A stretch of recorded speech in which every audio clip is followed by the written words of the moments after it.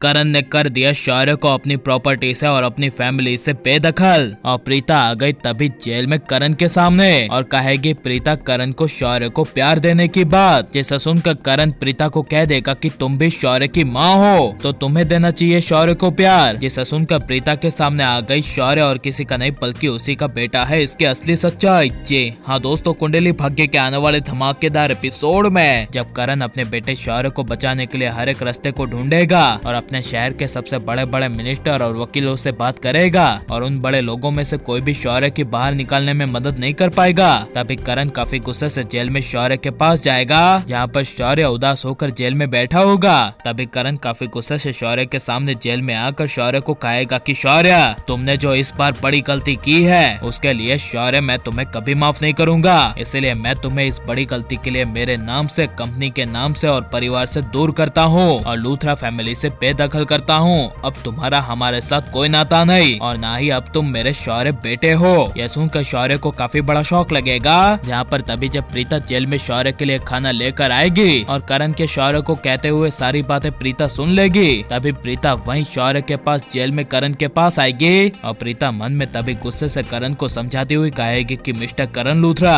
आप अपने बेटे शौर्य से इस तरह बात क्यों कर रहे हैं? आपके बेटे पर आपको गुस्सा होने की कोई जरूरत नहीं है, उसे प्यार की जरूरत है जो उसे मिलना चाहिए था, माँ बाप के प्यार की जरूरत है। यह सुनकर तभी गुस्से से करण प्रीता को कहेगा कि अच्छा तो तुम क्यों नहीं देती शौर्य को प्यार, आखिर तुम भी तो शौर्य की माँ हो। यह सुनकर प्रीता शौर्य को दोनों को काफी बड़ा झटका लगेगा और प्रीता करण की बात को समझ नहीं पाएगी और कुछ बोल नहीं पाएगी, जहाँ पर जब शौर्य करण को कहेगा कि व्हाट, तभी करण कहेगा हाँ शौर्य ये प्रीता तुम्हारी माँ है और तुम इसके बेटे हो, असली बेटे, और यही माँ तुम्हें छोड़कर 20 साल पहले चली गई थी, पता नहीं कहाँ चली गई थी, लेकिन जब से तुम्हें छोड़कर चली गई थी तब से ये लौटकर वापस नहीं आई। यह सुनकर प्रीता के पैरों तले जमीन खिसक जाएगी और प्रीता करण को कहेगी कि आप क्या कह रहे हैं, आपको मिस्टर करण लूथरा कुछ समझ में भी आ रहा है? तभी यह सुनकर करण प्रीता को कहेगा कि हाँ प्रीता मुझे सब कुछ पता है, तुम देखो प्लीज मेरे सामने अनजान बनने का नाटक मत करो। तभी यह सुनकर प्रीता करण को कहेगी कि अरे मेरा कोई बेटा नहीं है, जब मेरी शादी नहीं हुई तो मेरा बेटा कहाँ से होगा,